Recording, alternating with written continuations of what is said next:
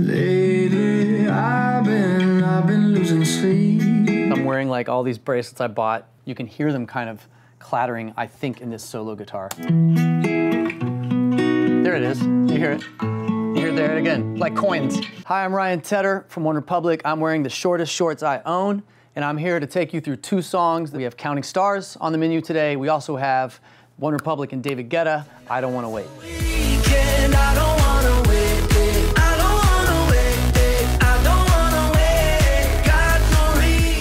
Counting Stars, I wanted that to be the first single. I was overruled, but I did put it as track one on the album for a reason. We thought that our first two singles had like kind of misfired, and this was our last shot. We didn't know as we were shooting the video for Counting Stars that If I Lose Myself was blowing up overseas. No one told us, had no idea. And turning into this monster, European, Asia, Australia, everywhere. Lately, I've been losing sleep, dreaming about the things that we could be. I started it at a camp in the Hamptons writing for Beyonce. It was her self-titled album. I did the lead single on that album called XO. A lot of times if I'm put in a space where I'm focused on another artist, I will write my story because that's what I'm pulling from. And the first thing I recorded was, I think you can still hear I was wearing, this is back when like stacks of bracelets was cool 10 years ago, right? So I'm wearing like all these bracelets I bought. You can hear them kind of clattering, I think, in this solo guitar. There it is, you hear it. You hear there it again, like coins. And here's how you know I played it. It sucks. Like the guitars is not perfectly cadenced, it's not quantized, it's just like I did a bunch of takes till I got it. You know, we used some synth, acoustic guitar.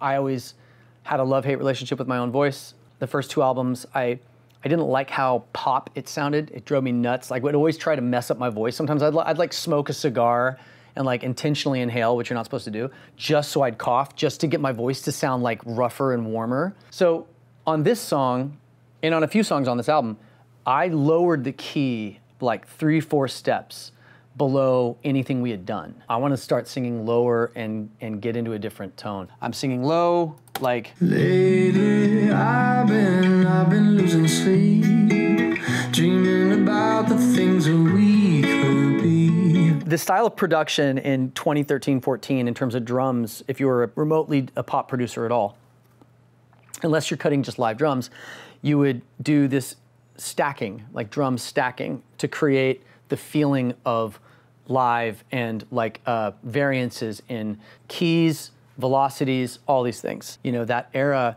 the drums were so muscular and so just, hit you in the face, and you couldn't get that from just one kick, one snare. I mean, probably, and you can even hear, I have like these weird, on like left and power pan, left and right, like it sounds like crunching something, and they're like, it's like a weird folder of hip hop claps that I have that I staggered, so it goes like, there it is. It's like crinkle rap, right? Into the verse. And then in the chorus, I go to ding digga ding digga ding digga ding digga ding digga ding, right?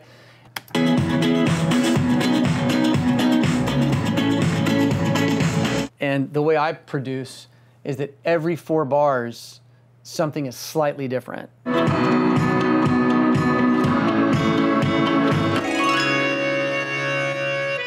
Oh, that's a fun story. This was recorded in Greece. I can like imagine like Grecian harpists for some reason, even though I don't, that's probably like from like Greek mythology, but like statues of people playing harps in Greece. And so when we got to Santorini, I was like asking Sheila, yo, we want a Greek harpist, Grecian harpist. And it's like, oh my God, we have one, actually a phenomenal one who's recorded here on the island in Santorini. She came through, me or Zach learned the part on, we bought or rented an accordion and just figured out how to do these 2 notes. I think it's me. The intro, you know, Yeah, we'll be counting stars. And then right here, 1, 2.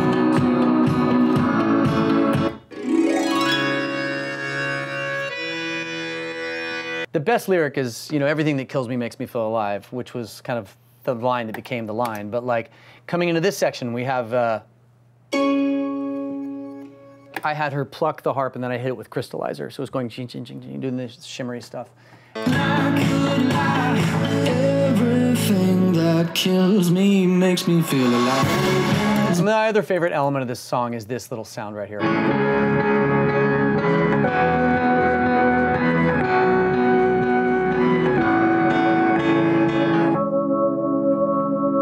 That's where the gospel element comes in right here, right?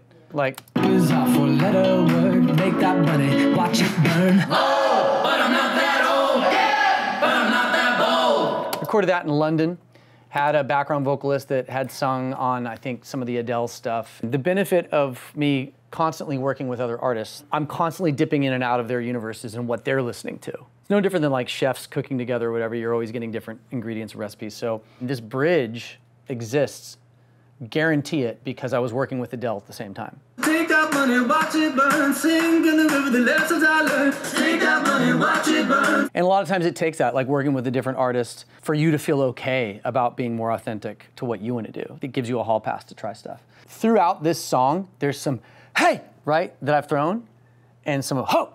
This is before the Lumineers' ho hey. So when that song came out, I was like, oh my God, like we're all drinking from the same water supply, because it all came out around the same time, which is also why I tell artists all the time, if we stumble into a lyric or a song title that's a 10 out of 10, and the song is a 10 out of 10, you better race to get that thing out, because someone else just came up with the same idea. I've had it happen 4 times, 5 times in my career in 20 years, and I've been on the losing end of that equation, where someone a month earlier, a big artist drops the same title song, same idea, and then you're cooked. This very much represents that time, and I just find it so bizarre, some of the similarities and elements between whether it was like Avicii, the Lumineers, we were all drinking from the same water supply at that time.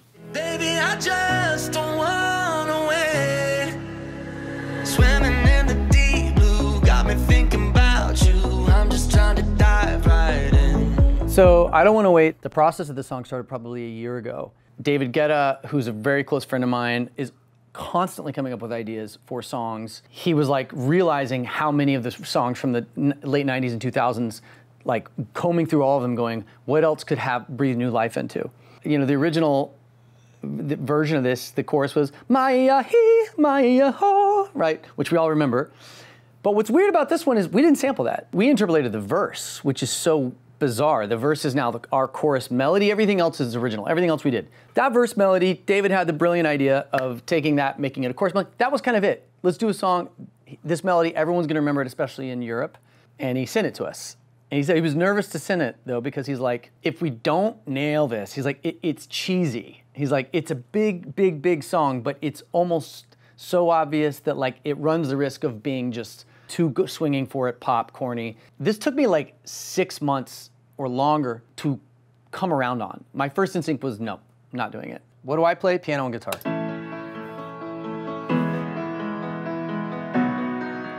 Very much my style playing. So when we first got it though, that was gone. There was no guitar. It was more like this. I don't wanna wait, I don't wanna wait. Got no reason not to celebrate. This like bum bum bum bum bum bum bum bum bum bum bum bum bum bum bum, almost like a classical music arpeggio, like similar to some of the other records that we've done in the past, whether it was like Secrets or Apologize. I slowly started warming up to it. I always knew the song felt like a hit. That said, with all those, my shamelessness surrounding hits, I do have certain lines I can't cross, and this song continually was across that line for me. By the way, it was also across the line for David. He was like, I'm not putting this out unless you can make it feel cooler. I know it's a hit, but it's like, it's too cheesy in his thick French accent. Like, we need to make it cool, like uber cool, like much cooler.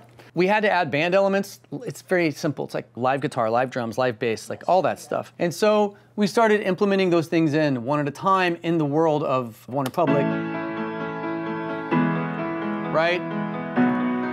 And then added some guitar here. And then you go, okay, cool. We swung the song too far into OneRepublic land at some point. And so we had to kind of marry it with some of Guetta's more dancier elements, obviously, because it's a David Guetta record. So now we got bass and synth. It just feels moodier, the voicing, it feels cooler. Now, we add some synthesizer on the guitar to double the guitar, bringing it into dance land like here. Right? You know, the chorus is like half, 50% OneRepublic, like live instruments, 50% dance, synth, bass, drums. When we sent our, I call it like my approved version, the one where I felt okay about it and the band felt okay about it, it was probably to OneRepublic at that point. In the drop, which is like the payoff moment for any given song, dance record, there was something missing. And David, because he's brilliant, had the idea to do this. I forget the name of it, but I'll play you the sound. And like, this is extremely European, right? This is not anything that an American DJ or dance record producer would instinctively go to.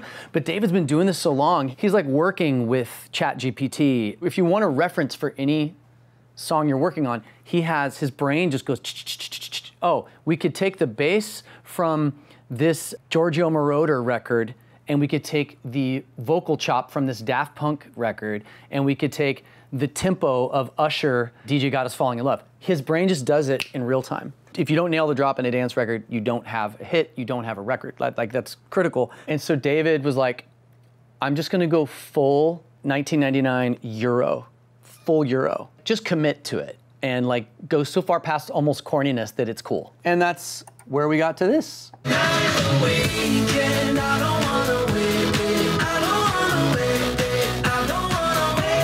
If this was 5 years ago, or any time really from like the 90s to like 5 years ago, you would have the chorus and then it goes into the full instrumental drop, which would have like a vocal chop, just a big hooky synth line. Something just like this, da da da da da da da. That's the drop, right? Pretty much instrumental, no real singing over it, and you could go on it for 8 bars, 16 bars. What's brilliant about what David did was for this record, he's like, it needs a drop because it's building. Let's just copy paste the chorus. Let's do a double of the chorus. If you have no vocal happening on this at all, in a more old school fashion Euro dance record or any kind of dance record, you go, I don't wanna wait, I don't wanna wait. And you just go instrumental. He took a very like thought out drop, combined it with a chorus. And so in that way, it's modernized. We get to verse 2. I changed the melody a little bit and had some fun with the lyrics. I've been chasing so long, every right that feels wrong, rather be with you instead.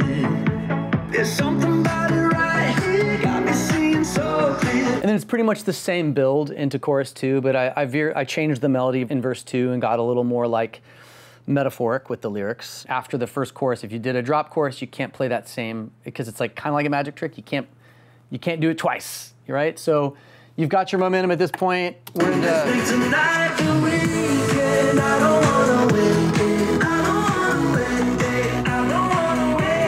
the only real elements, we're going kind of full on at this point. I'm adding these background vocals. Here we go, like.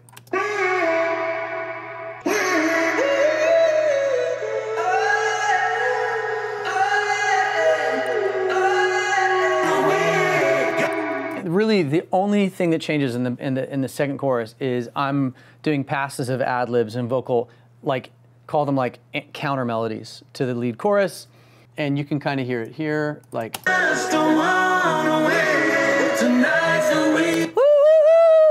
Like all those things. I don't wanna wait, I don't wanna wait, I don't wanna wait. So you get to the final end of the song, and we're like, okay, let's bring it back to we're a band, like. Guetta had his 30 seconds of full drop. Tonight,